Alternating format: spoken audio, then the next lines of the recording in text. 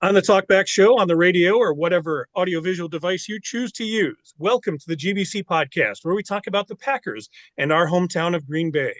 We are the official podcast of the Lot 1 Tailgate Party, which is at Lambeau Field every home game. This is episode 101, created January 31st, 2025. I'm John. I'm in Appleton, Wisconsin. Along with me, Jeff in Minnesota, Neil on the East Coast, and the guy who has become an annual guest on the show, Charles in Kansas City. Say hello, gentlemen, and tell us what you're drinking. Good evening, gentlemen. Tonight from Hoof Hearted Brewing, I'm drinking an Imperial Coffee Stout called All My Friends Are Dead. Now, my friends are not dead, but all my teams that I picked to be in the Super Bowl are done. So all my teams are dead. In honor of Kansas City going for a three-peat, I got a triple IPA, the Lady Octopus from Hop Butcher. Beautiful. I have a local Kansas City brew. It's a Boulevard, well-known brewery here in Kansas City. Base Camper, well-known IPA from Boulevard, but it's a new release called the Juice Nova Super Stellar IPA. All right, and in honor of the colors of your team, I have a red drink. It is a raspberry daiquiri. Yes, it's frozen and blended. All right, you can find us on YouTube and Twitter at Green Bay Chat and Facebook at the GBC Podcast Green Bay Chat. And just the audio is available on Apple Podcasts as well as Spotify by searching for Green Bay Chat. Well, what's our topic this week? We are simply taking a look at the Kansas City Chiefs, one of the two participants, in Super Bowl 59. And we have again brought back our guest, Charles from Kansas City. Now, we met you on a flyer a couple of years ago. We did a little fishing, dropped some lines to get wet, and we're looking for podcasters or people that would be interested in talking about the Kansas City Chiefs 2 years ago. And you responded to that, Charles, and we appreciate that. And now you're back for the third time.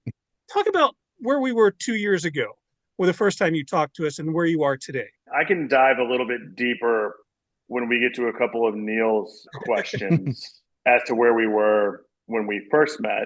But, you know, the Chiefs from an overall standpoint at that point in time, and me, myself, as a fan and contributor to Arrowhead Addict, we had, you know, obviously won the Super Bowl in 2019. We're working to get back to that point in 2022.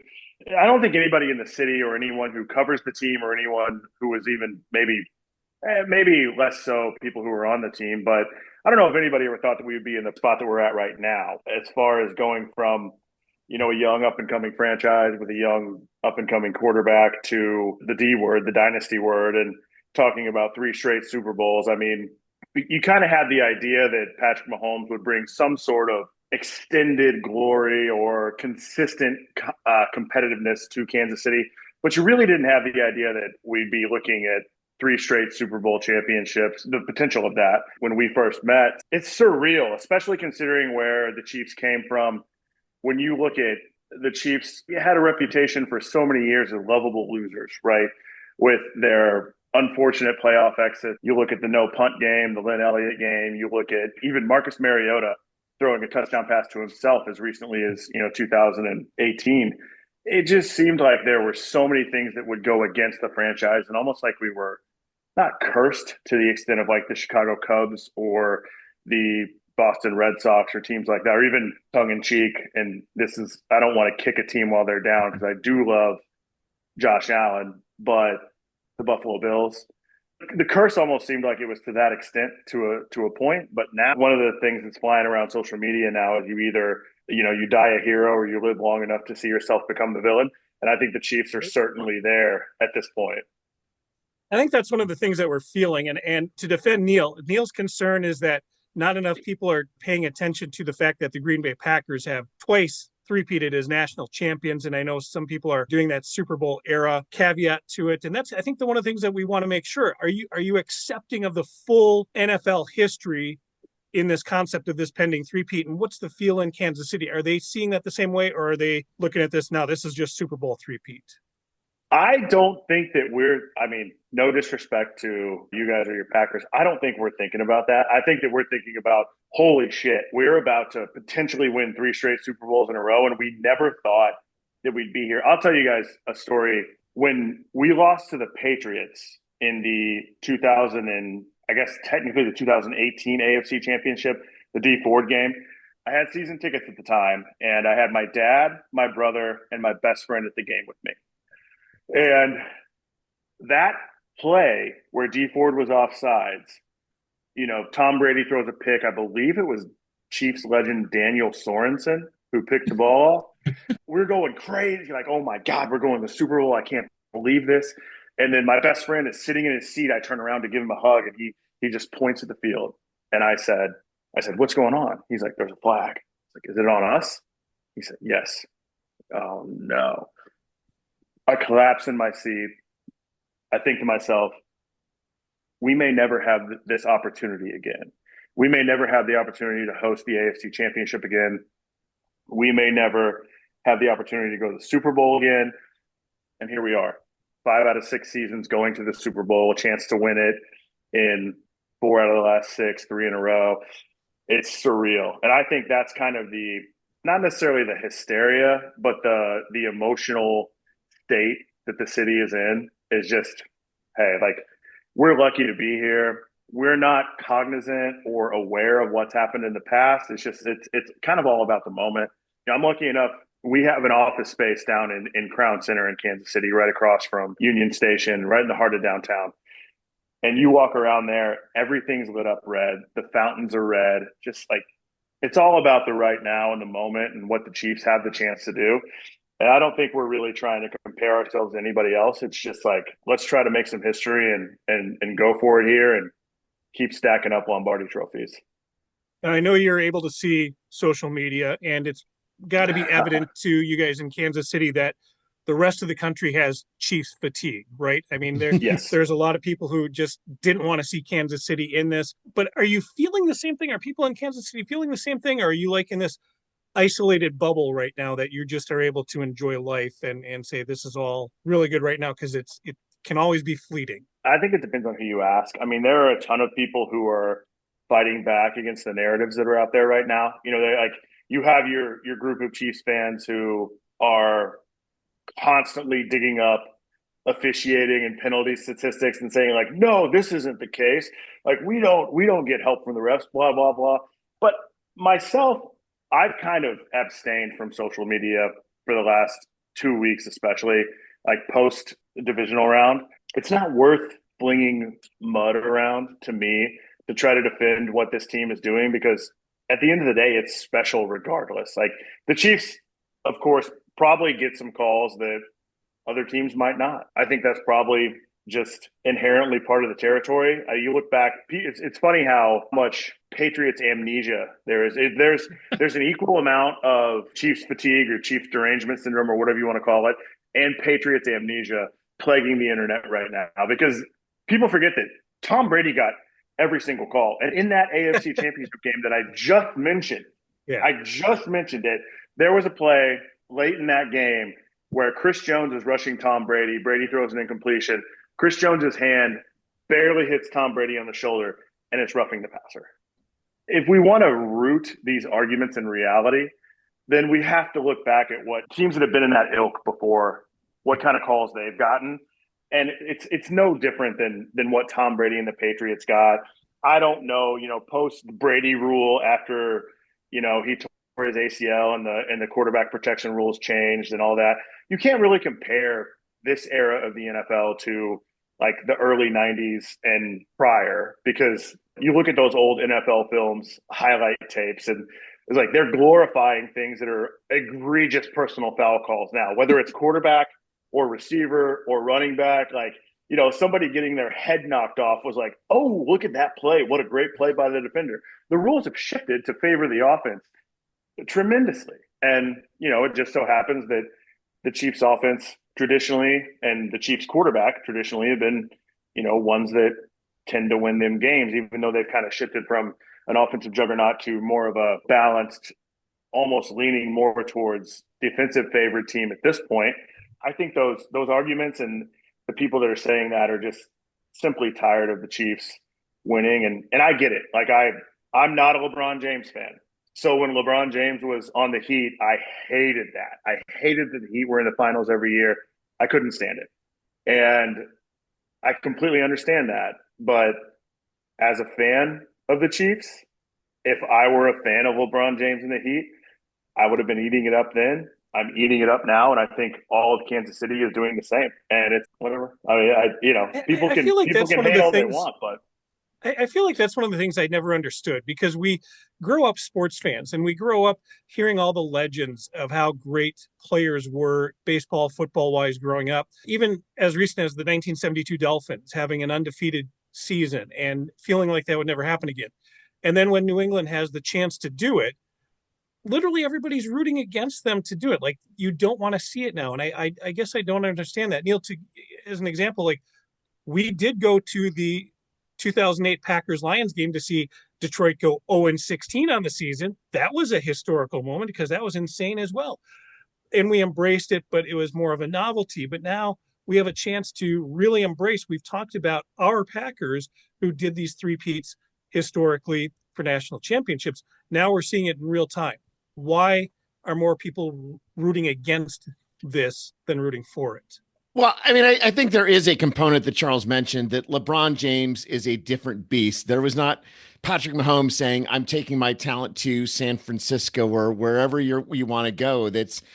And I think that LeBron James, I think, is a special lodestone as far as this is concerned. And as Packers fans, I think we have very different opinions, just because it's like, my opinion has been throughout that as long as the Packers' prior three-peats are fully recognized, rather than, well, this is something completely unprecedented, something that's never happened before in the NFL. Like, if there was this broad recognition that this is the first with all three games in the Super Bowl era, let's be very clear about that. And for me, it's a lack of historical recognition, but that's me as a Packers fan, which I think is very different than the national component. And to be fair, I think there is a component of Taylor Swift coming into the Chiefs fatigue here as well. And I say this as a Swiftie. Yeah, I would go as Packer fans, Brett Favre in the 90s. As a Packer fan, he was our guy. He was great. We loved being in the Brett Favre bubble. Yes, yeah. Exactly. So if you were not a Packer fan and frankly didn't like Brett Favre for whatever reason, even though he's reasonably likable at that time, that it was the same thing. Vikings fans or whatever, they didn't want to hear, because every time you turned on a game, John Madden was just foaming at the mouth for Brett Favre. You couldn't do a drinking game during a broadcast game with Madden, because if you drank every time Madden said Favre, you'd be alcohol poisoned by like halftime. In that context, we can kind of relate to that. And I think you described it really well, of being in that bubble. You're enjoying the moment. Fuck everybody else, basically. We're going to enjoy it because it is very unusual.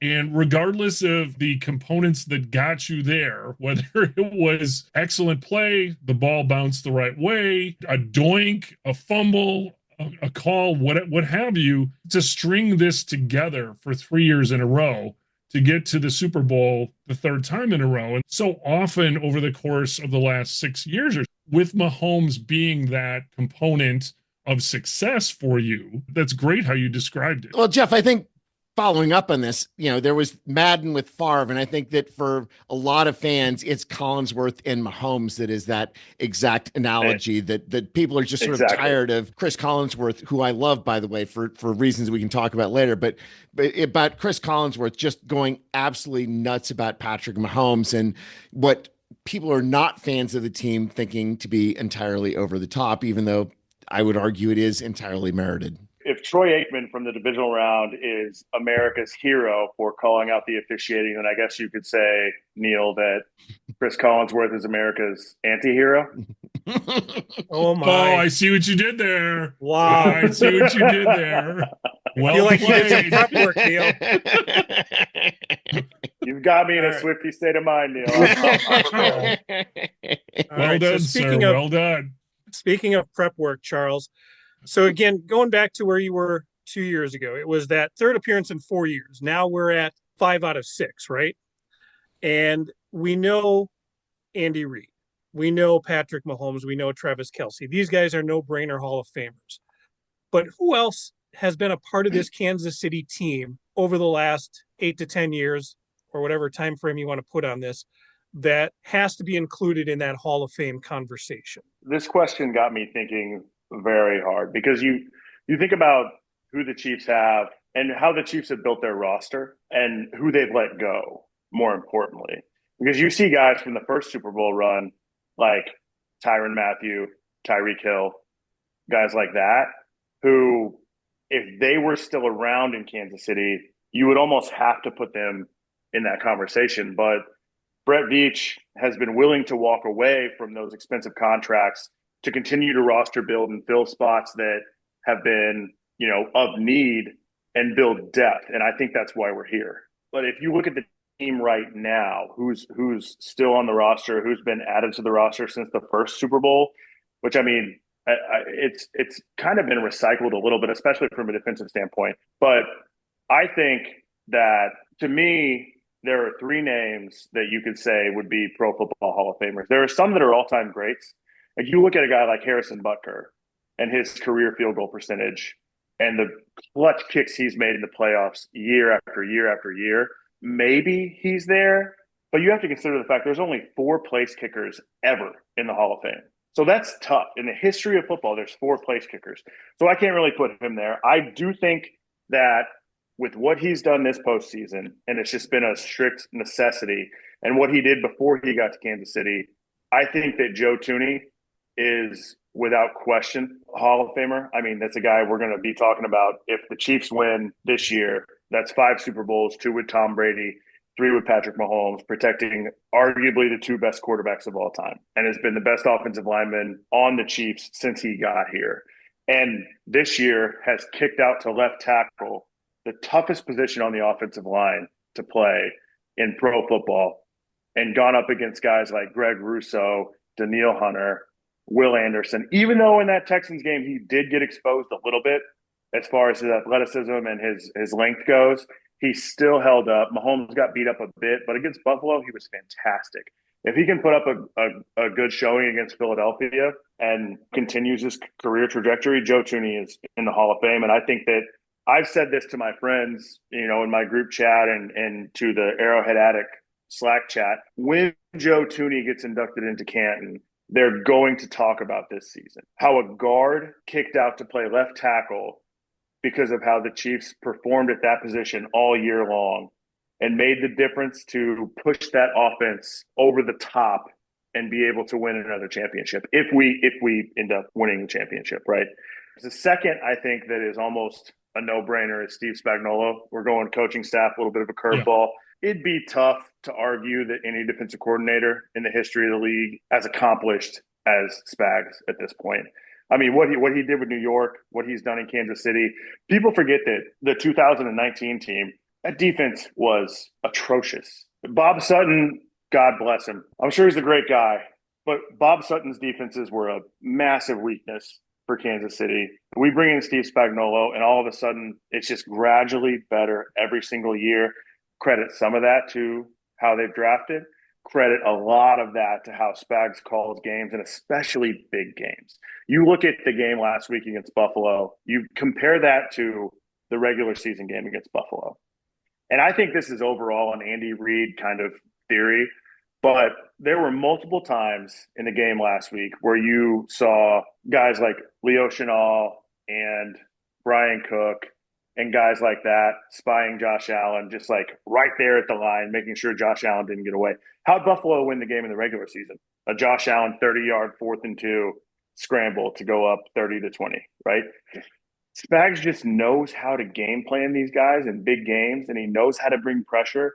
I think he's just one of the best of all time. And I think that, a coordinator in the Hall of Fame is a tough thing to justify, but if you want to call Bill Belichick the best head coach of all time, if you want to call certain guys the best of all time, it's tough to not say that Spagnuolo is not the best defensive coordinator of all time with what he's done in big games for teams throughout the course of, now 18 years, if you go from 2007 to 2025 and even before. Now, as the head coach of the Rams, he was pretty miserable, but some people just have their groove, right? And the other guy that I came up with, I think if you look at a career overall and a guy when he was at his peak who was one of the best in the game, he's not been a Chief for very long. But if he wins a Super Bowl with us and can contribute for a couple more years if we elect to bring him back, or, I hope we bring him back. But DeAndre Hopkins has a case. I mean, DeAndre Hopkins has a case for the Hall of Fame. I think that's a little bit of a stretch, but there's a couple others that, if they continue their career arc, like Creed Humphrey, Trent McDuffie has been outstanding in his first 3 seasons. If those guys continue their career arc, I think it's just too early to tell on guys like that. But I would say for sure Joe Tooney and Spags, potentially Hopkins, and there's some that it's just too early to tell on. But I think you have your big three, obviously Mahomes, Kelsey, Chris Jones, that I think are close to locks at this point. Andy Reid obviously is in, but I think Tooney and Spags probably get in, and then Hopkins is a big time maybe. So with Spags as a coordinator, like, how has he not been hired away over these last couple years? Like, how has he either been under the radar, or unless did Kansas City just give him a dump truck full of money and say, please stay with us? Like, why hasn't he been cherry picked off that staff? I think there are major trends in coaching hires, right? I think maybe it's the Sean McVay effect, where teams went from looking at experienced guys, and I mean, it's worked for you guys. Look at LaFleur. I mean, right? It's a you youth look movement. at yeah. There's definitely a youth movement, I think, and I think it's maybe shifting back towards the mean now, where you see guys like Pete Carroll just got hired in Vegas, and you like Dan Quinn last year with the Commanders. I think people are maybe transitioning back towards the experience factor, but if you look at the last 3-4 years, it's been a lot of young guys.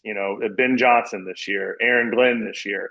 People are looking for that young, energetic edge to come in and kind of ignite a franchise that, like Ben Johnson and Aaron Glenn, like the Jets, like the Bears, that have been dormant for so long. Unless it's the AFC West, then all bets are off. yeah. Then you either go get Harbaugh, or like the geriatric ward there. Yeah, Harbaugh, Peyton, or Pete Carroll. But yeah, I mean, I think that specifically is like, let's figure out a way to beat the Chiefs with a guy that might know how to outsmart Andy Reid. And I mean, I will say the AFC West is a much tighter race now moving forward than it ever has been, because Peyton has obviously turned Denver around.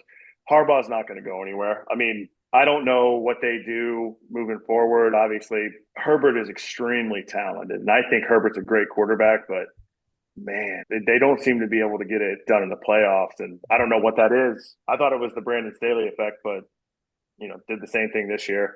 And Pete Carroll has a Super Bowl, so I'm not as confident going into division play in 2025 as I have been in the past, but I also don't lack confidence with the way the Chiefs have performed over the course of the last 6 seasons. So, I mean, really 9 seasons now with the consecutive division streak. Let's say Kansas City win 3 in a row. What does this team look like next year? Who goes away after a three-peat? Yeah, I think it looks much different, because if you look at the names that are free agents this offseason, it almost has to be Justin Reed, Trey Smith, Nick Bolton. There's a lot of key cogs. We just won't be able to afford everybody from a cap standpoint. And Joe Tooney is a free agent. I think it becomes, what do you prioritize? Who do you need to keep around? I personally think that the Chiefs find a way to extend or like re-sign Tooney for a team-friendly deal, because I think he's probably a guy that at this point in his career is more about winning and being a part of something bigger than himself than trying to go get that. He's been making $20 million a year for the last 3 years as a guard. Like, you're not going to do that. Yeah, he's probably okay, right? Justin Reed, I don't know. Maybe he goes somewhere else. I don't have a ton of faith in the Chiefs' younger safeties right now. Jaden Hicks has shown some flashes of being pretty good in coverage, but I'm not a big Chamari Connor and Brian Cook guy. They've been okay. Cook hadn't really come back that well from his ankle injury last season, but I'd like to keep Justin Reed. But at the same time, if you would have asked me 3 years ago if we should have let Tyrann Mathieu walk out, I would have said, hell no. And we brought in Justin Reed, and like the defense around him just got better. So that performance in that position seemed to be fine. Bolton is a huge, huge piece of our defense. A lot of people try to hate on Nick Bolton because he's not the most athletic. He's not the best in coverage. But when you talk about the heartbeat of a unit, that's Nick Bolton. He is the energy of that defense. He's the leader of that defense. And I think that's a guy that if you overpay a little bit for him, that's okay. Because that's the key piece of that unit, in my opinion. Chris Jones, obviously, is an all-world Hall of Fame defensive tackle. But even a casual viewer can see that Chris Jones, every single play, may not have his heart into every snap. Nick Bolton leaves everything on the field every single play. That's the type of leadership that defense has thrived on for the last 3 seasons. And he's got to be around. I think the one you see leave in free agency is Trey Smith, who's been fantastic at right guard. But overall, I think the team looks different. You know, you got Hollywood Brown here on a 1-year contract. You got DeAndre Hopkins here on a 1-year contract. Rashee Rice comes back next year, which is great. But there's also the elephant in the room of if they win, does Travis Kelce retire? Yeah. Does Travis Kelce come back for it? What does Travis Kelce have to come back for if they win 3 Super Bowls and he has 4 rings and is an instant, like, the minute he walks away 5 years later, he's getting a gold jacket. Like, what does he have left to play for other than chasing Tony Gonzalez's career yardage record and touchdowns record and stuff? Like, I don't think he cares about that. I think he probably wants to move on with his life and think he's about dating settling somebody. He's dating she's a singer, I think. Neil, do you know anything about that? But Charles, you're actually moving into the weaknesses of the Chiefs team or things that might be perceived as weaknesses. I'd like to know from your perspective, how did the Chiefs end up 15-2 with only a plus 59 point differential, right? Their leading rusher, Kareem Hunt, only had 728 yards. Leading receiver was Kelce, only at 823. Their leading wide receiver, Xavier Worthy, at only 638 yards of receiving, right? Those are not numbers that sound like a team that is going and playing for the Super Bowl, much less for 3 Super Bowls in a row. So how does this all work with these stats that are at a fundamental level don't look like a team that's as dominant as they have been?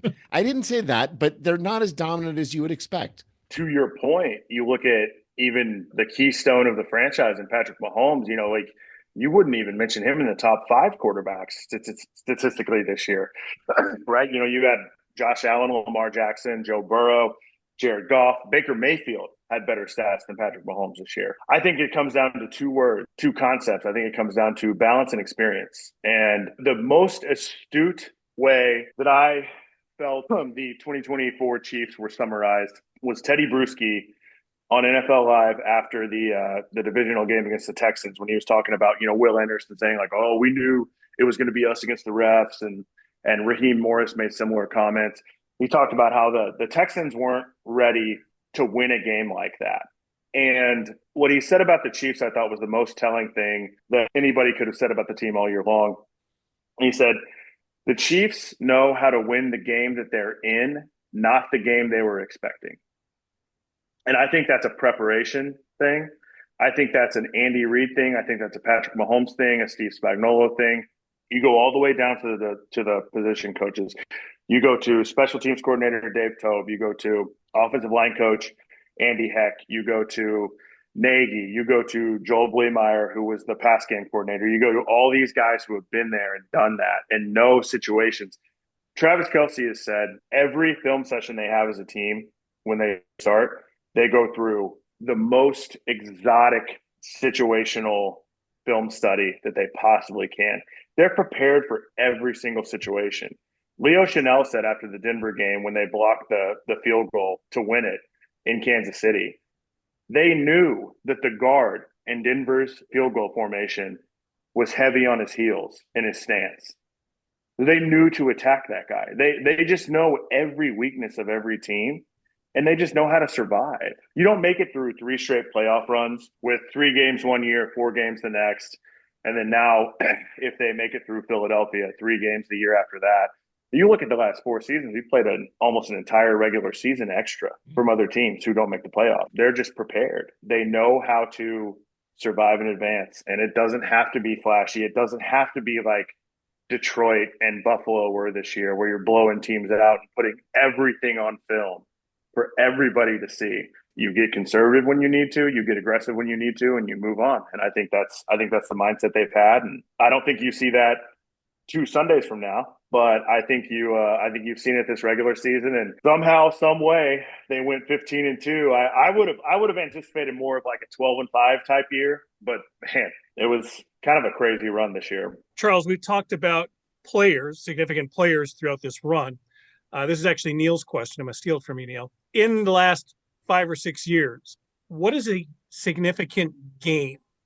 Like the Packers have the Ice Bowl. The Ice Bowl is a significant game that propels them into Super Bowl II, actually. What is a specific game, non-Super Bowl, that defines what Kansas City has been here in the last 8 years? A lot of people would look at the 13-second game against Buffalo as like an iconic moment in NFL history, just because the back and forth, the fourth quarter, the combined points scored between both teams, and then the overtime drive, the touchdown to Kelsey. But that game didn't mean shit because we lost to Cincinnati in the AFC Championship that year.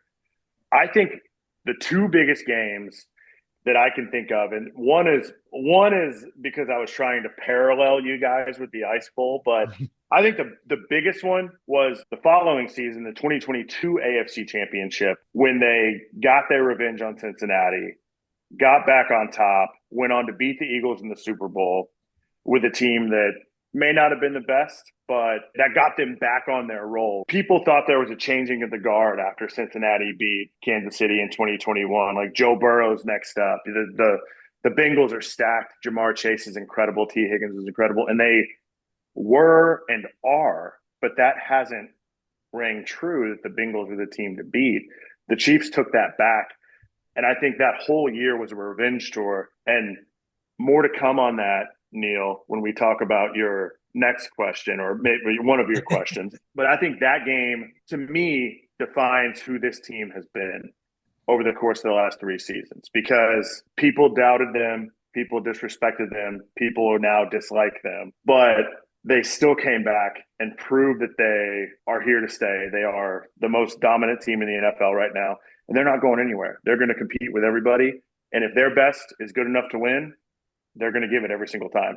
The second one, going to the Ice Bowl comparison, was the wild card game last year against Miami. And it's just like one iconic moment where Mahomes crunches a Miami defender, his helmet breaks, the piece flies off. There's photos of it everywhere, and he plays the next snap with his helmet completely shattered. And he's like, it's fine. I can get another helmet whenever I go off to the sideline. If people in Kansas City didn't get fired up when they saw that, they didn't have a pulse. I mean, that was awesome. And then, just it fueled that whole run of going on the road after that, beating Buffalo at Buffalo, beating Baltimore at Baltimore, taking down Josh Allen and Lamar Jackson, and then, ultimately getting to the Super Bowl and beating a 49ers team that a lot of people didn't think that the Chiefs could beat. And that momentum has just propelled them into this season and the year they've had and the playoff run they've had. Well, I would be remiss to say that the very first one of this run against Houston was not crazy. That I was at that game, and I remember being down 24-0, and Demarcus Robinson dropped a ball on third down, and we had to punt the ball to the Texans. And my whole section is booing. And I don't know why, but I just get up and I'm like, stop booing, yelling at everybody around me. Stop booing. This is our team. We got to support them. And then we have a blocked punt on that Texans drive. This return down to the 5-yard line, touchdown, another touchdown. Before we know it, we're up by 2 scores, and it's like, holy shit, this team, we're going to win this game. And then we come in and beat the Titans, beat the Niners. I mean, that Texans game was what really started it. I can't believe I just thought of that after pouring so much thought into it. You got to admit, though, Charles, you're a big guy. It's easy when you're a big guy to stand up in front of a crowd and tell them to stop booing. Nobody's going to give you shit back, are they? Yeah, true. That's true. In your home stadium, too. I didn't get a whole lot of resistance. People were like, okay, all right, that's fine. Exactly. Don't make them mad. Don't make them mad. yeah. But that was definitely iconic. But man, that Cincinnati game, though, that the AFC Championship, when we came back and beat Cincinnati, I think that was the turning point that really turned this from we won a Super Bowl and we can compete for more to we're going to win a lot of Super Bowls with this team. And that kind of changed the mindset of the franchise, the city, like the fan base, everything. And for outside people, for Packers fans in particular, the fact that MVS was so central to that Super Bowl run, including the touchdown against Cincinnati, is something that to us is utterly remarkable, considering how unremarkable he was in his Packers career. I want to bring us back to this season, however. And so you've got a game against Philadelphia. What scares you about that Philadelphia Eagles team? Honestly, everything. They are extremely balanced. If you look at Philly 2 years ago in Sirianni's second year, because I think Sirianni's first year they were 9-8, which with a new first-time head coach is not unexpected. His second year, they have Steichen and Gannon as their coordinators, and they're phenomenal. Last year, they probably made the wrong hires at coordinator. They've come in and fixed that. And, oh, by the way, brought in arguably the best running back in the NFL to complement one of the best running quarterbacks in the NFL with two of the best receivers in the NFL behind one of the best offensive lines in the NFL with a defense that is playing out of its mind and Vic Fangio calling the plays. I mean, they're phenomenal. All year long, the Lions got all the shine in the NFC, but I truly think that all year long that the Eagles they're in the Super Bowl. So I think arguably we're the best team in the NFC all year.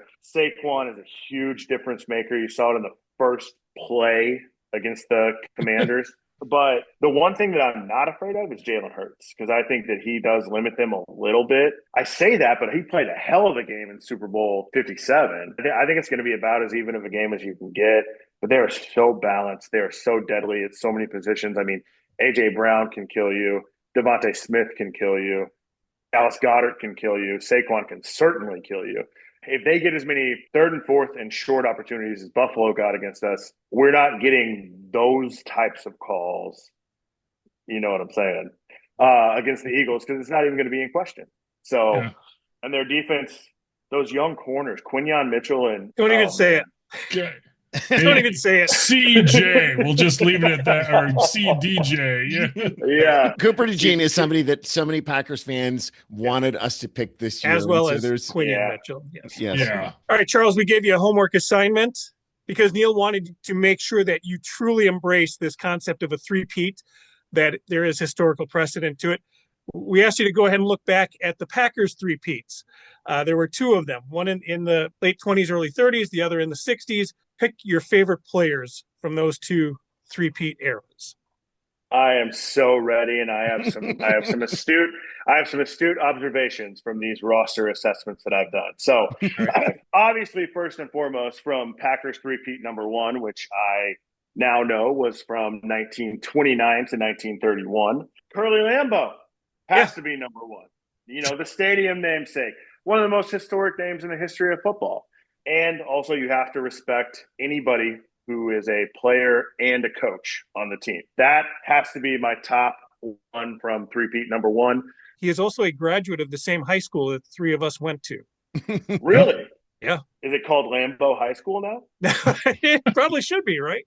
It is Green Bay East High School. And what I would say about that 29, 30, 31 three-peat is that was the City Stadium era of the Packers, and the City Stadium era being specifically where John and I both played high school football at that exact same field. I will note that Curly Lambeau was the coach for all those years. 1929 was actually the last year that Curly Lambeau played during that year, but that 1929 season is one of the undefeated seasons in NFL history, with the 1948 Browns and the 72 Dolphins, Packers being 12-0-1.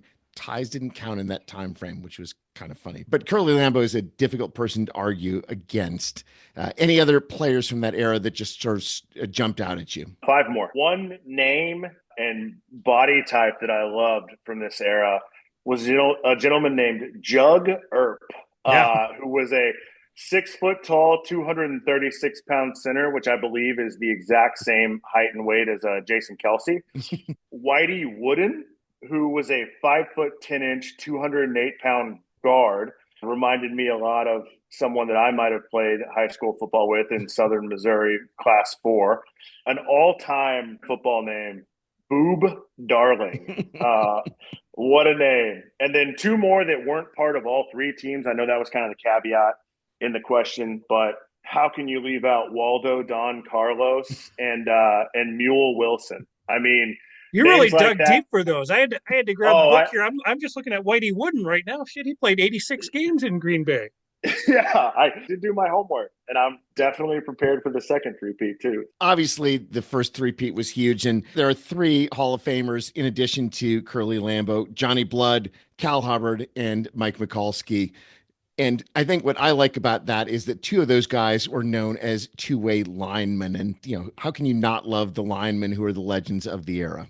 You have to, Yeah, especially when they were 6 feet tall and 200 pounds. I mean, yeah, you mentioned Jug Earp and the body type. The other one that we saw when we were traveling around this weekend, Neil, was the Cub Buck photo of him that they have up at the Hinterland Brewery. You look like him, Charles. I mean, it's the same Cub body Buck. type. And, I got yeah, I got a Cub Buck build. I'll take that. yeah. I'll There take you that. go. That's a badge of honor. I tried to keep the list somewhat abbreviated. Cub Buck. I did see that name, Yeah, but man, I could not leave but off Boob Darling, right Waldo, Don Carlos, and Mule Wilson. I had to throw those names out there. with guys named Cub, Boob, and Jug. You're not going to get people fucking around with you, are you? No, you're not. You're not. And then obviously the second Packers three-peat are obvious for those of us who are Packers fans: 65, 66, and 67, the latter two being the first two Super Bowls. Notably, in addition to Vince Lombardi as coach, 9 players on all 3 of those teams who are in the Pro Football Hall of Fame. But what are the names that you most connect with as far as those players from the second Packers three-peat of NFL championships? So this is one I just instantly knew a bunch of names right off the bat. Obviously, you've got Paul Hornung, Bart Starr, Herb Adderley, Ray Nitschke, which I think is a top 3 football name of all time. I think you got Ray Nitschke, Dick Butkus, Bill Romanowski in no particular order. Those are just 3 football guy names. Charles, it's noteworthy that you've chosen linebackers for all 3 of them as well. Yeah. So. That's the ultimate position. Linebacker and tight end is like the big football guy position, I think. But those names just get me fired up and make me want to run through my garage door right now. But some others that I thought probably deserved a little bit of love. Bob Skoronski, because you gotta love a stalwart left tackle. You have to. Any great dynasty outside of the 2024 Chiefs has a stalwart left tackle. And then I thought that Dick Cap was a pretty interesting name from 1967. He wasn't on all 3 of the teams, but he was on the 1967 roster. But I did have an observation about the 2 different Packers three-peats and just the generic size of those teams, right? So the tallest player on the first three-peat, there were a couple of guys on those teams that were 6'3", which by average, walking around the street standards, pretty tall, but very tall for 1929 through 1931. The tallest players on the second three-peat team, there were a couple of guys who were 6'6". And I had to think that during those 1929, 1930, and 1931 seasons, if they had seen people who were 6'6" walking around, they probably would have considered them like witches or social pariahs, or thought that maybe they had some sort of genetic disorder that made them extremely tall, like gigantism or something like that. You just didn't see people that tall back in the 1920s and 30s. So it just shows you how humanity has kind of progressed as the Packers dynasties progressed. I like that you mentioned Bob Skoronski and you specifically said left tackle, because that's one of the players that I think a lot of Packer fans misremember the position. Because when you think of important positions on the offensive line, left tackle is that important spot. And everybody remembers Forrest Gregg. For some reason, people associate Forrest Gregg as being, he must have been the left tackle because he's our Hall of Fame tackle. No, Bob Skoronski was the left side. And Skoronski was on all of those lines with Fuzzy Thurston and Forrest Gregg and the rotation of Jim Ringo and Dan Curry, Gail Gillingham. These are all guys that put together a great line. And Skoronski only had 1 All-Pro season in all of those years in the 60s as well. And he's kind of forgotten. But, yeah, he played left tackle. And it's amazing just the work that he did with that team. I intentionally didn't look this up because I wanted to ask you guys. Is he related to Peter Skoronski, who got drafted out of Northwestern a couple is his like granddad or something like that. He's a great uncle, but yes, they are absolutely Okay. related. Yeah, Skaronski's not a name you see a lot, and I mean, I would No. assume that with that gene pool probably leads There was a to lot of there was a lot of hope in Green Bay that he would have gotten drafted here as well. Now, in that second three-peat, I'm going to give you one name back, and it's because of the shirt that you're wearing, Len Dawson. Now, Len Dawson is a guy who carried that Kansas City team through the 60s. I'm going to give you the opportunity to tell us about the legend of Len Dawson in Kansas City and what he means to you guys. the day that I started with Arrowhead Addict was the day that Lynn Dawson passed away.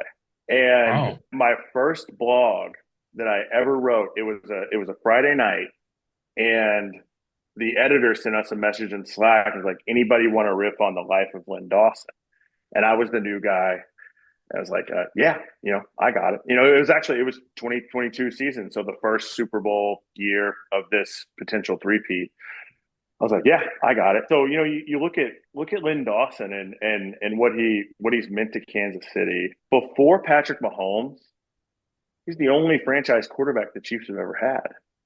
I mean, you look at everybody else who's come through Kansas City, and we've had some good years with guys. Joe Montana. Nobody thinks of Joe Montana. Joe Montana was pretty good. Yeah, right. Joe Montana was good, but nobody Joe Montana is not in Canton as a Chief. He's a 49ers quarterback. Trent Green could have been something with the Rams, but we got him after his ACL tear and was pretty good with us. But that was Priest Holmes' team. That was Priest Holmes' offense, and even in his later years, Larry Johnson. Matt Castle had a year or two where he was okay. And we've drafted guys like Todd Blackledge, and we had runs with, Steve Bono and Elvis Gerback and guys like that. But there was never that franchise quarterback until Patrick Mahomes. So, really this is kind of a sappy, hallmark way to put it. But up until 2018, I mean, Lynn Dawson was Kansas City's quarterback. He was our guy. He was the only guy we ever had to hang our hat on. The only Super Bowl championship we ever had was the Lynn Dawson Chiefs. And, the only Hall of Famer that obviously the Chiefs have had Hall of Famers since Lynn Dawson, but the quarterback position in football is special. It's unlike any other team sport. There's a ton of starting pitchers in baseball that teams could say oh, that guy was amazing, but there's a bunch of them. There's a bunch of point guards in basketball. The quarterback position is just so different. It's so important in football.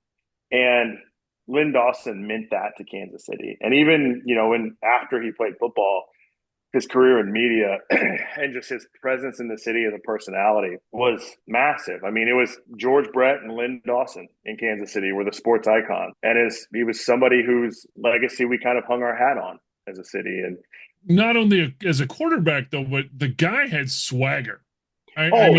He was so cool.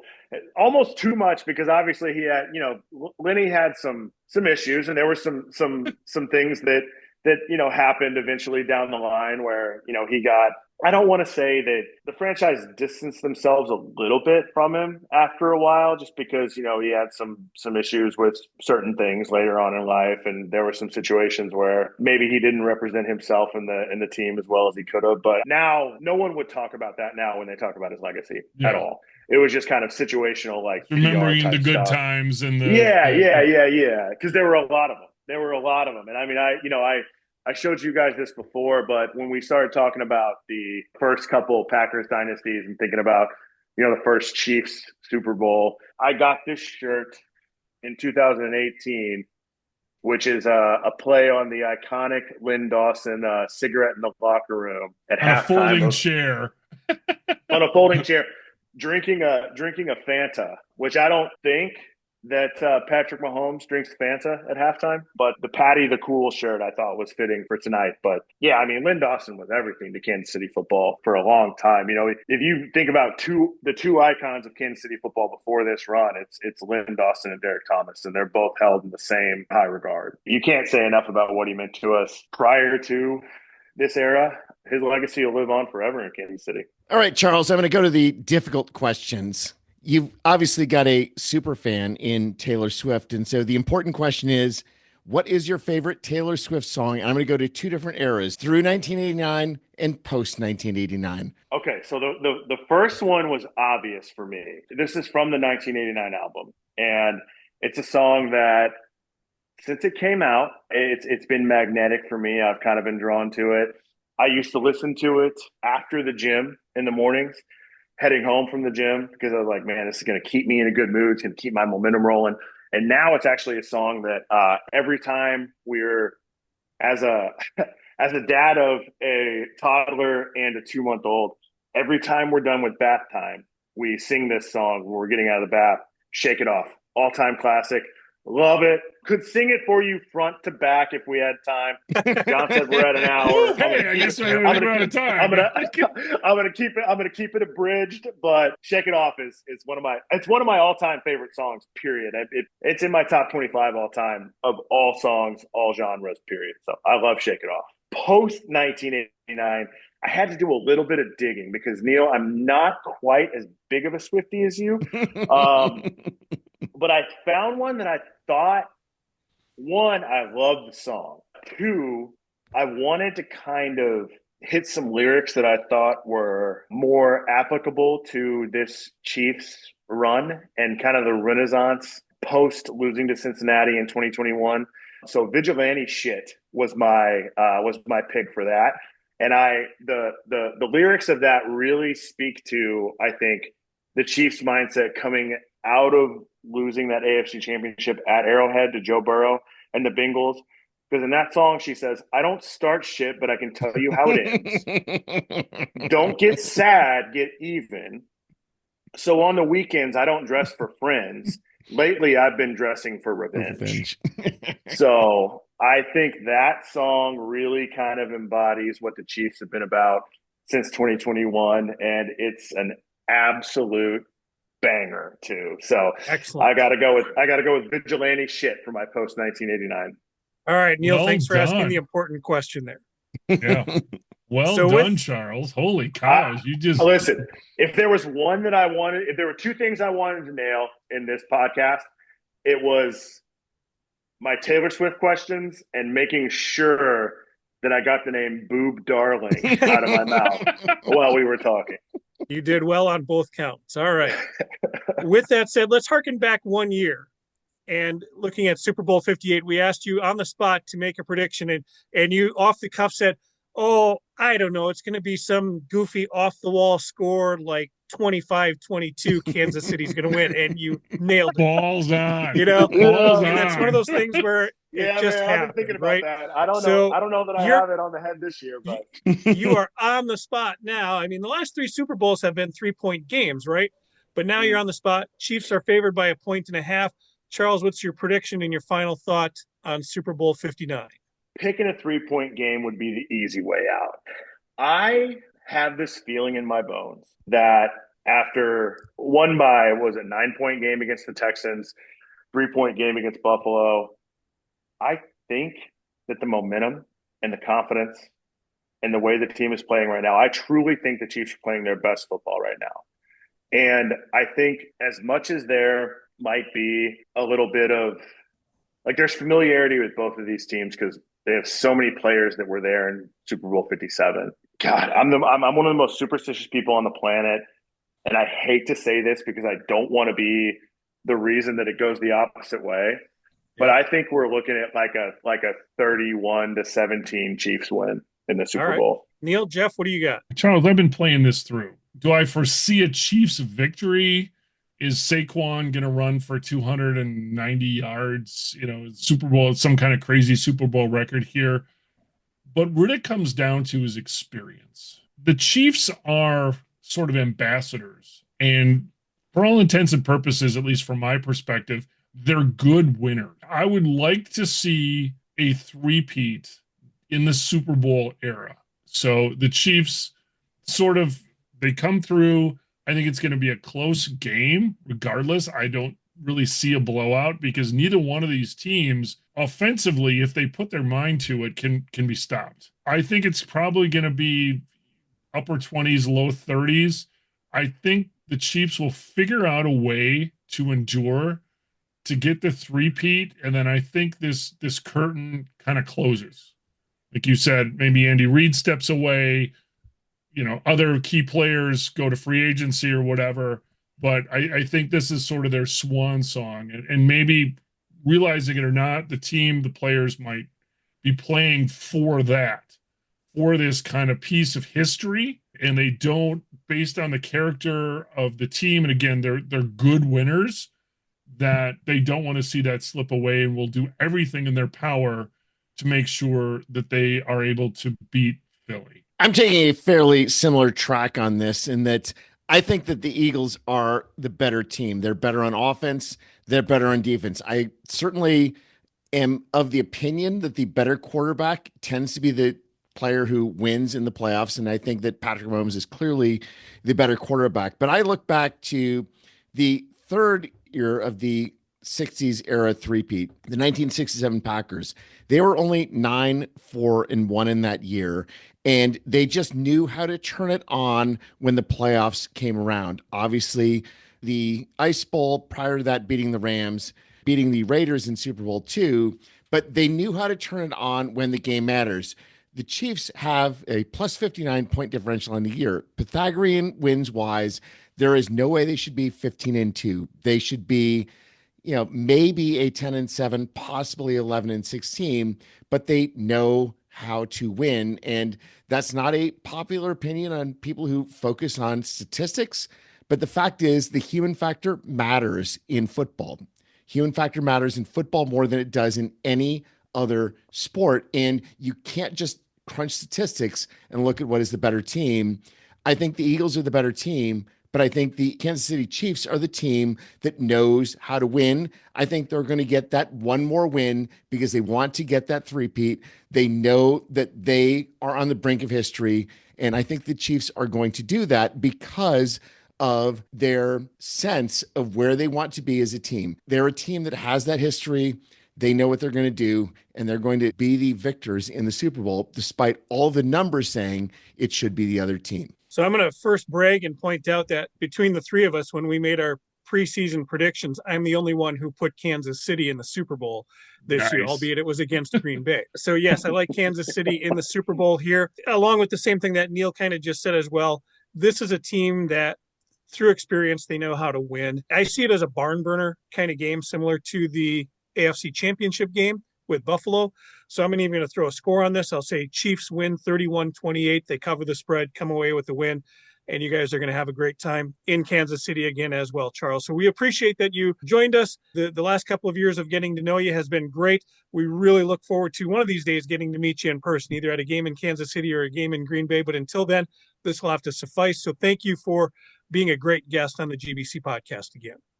Absolutely. I really appreciate you guys having me on again. And this is, one of the highlights of the football season for me. Coming with that Super Bowl, yes, but coming on with you guys, it's awesome chopping it up with you all, and definitely feel at home here on the GBC podcast at this point. So I appreciate you guys having me again, and maybe in 2025 we're talking about a Chiefs and Packers Super Bowl. We'll see. All right, we will Super wait. Bowl And see, 60, for now, Super Bowl 60, harkening back one, to right? Super Bowl 1 and 4. Yeah, there we go. All right. Let's just get through 59 first. Yeah. Yeah, you're going to have a stressful week. Hopefully you don't take up smoking and any hard drugs or anything like that. No, none of that. I'm sure I'll occupy myself enough with the two little ones at home to avoid the football anxiety until about Thursday morning, and then it'll start to amp up. So, yep, hit the gym, take care of the family. All right, well, Charles, we hope you have a great week. Everyone else, if you're watching us on YouTube, please hit subscribe, leave us a comment. Find the GBC podcast at Green Bay Chat. That is all one word, Green Bay Chat. We are on Twitter, Instagram, TikTok, Snapchat, Blue Sky, Apple Podcast, and Spotify. On Facebook, it's the GBC Podcast - Green Bay Chat. And you can follow us on any and all of those social media platforms. And may you fully appreciate the magnitude of your impending good fortune. Thanks for joining us. Good night. Good night. Good night.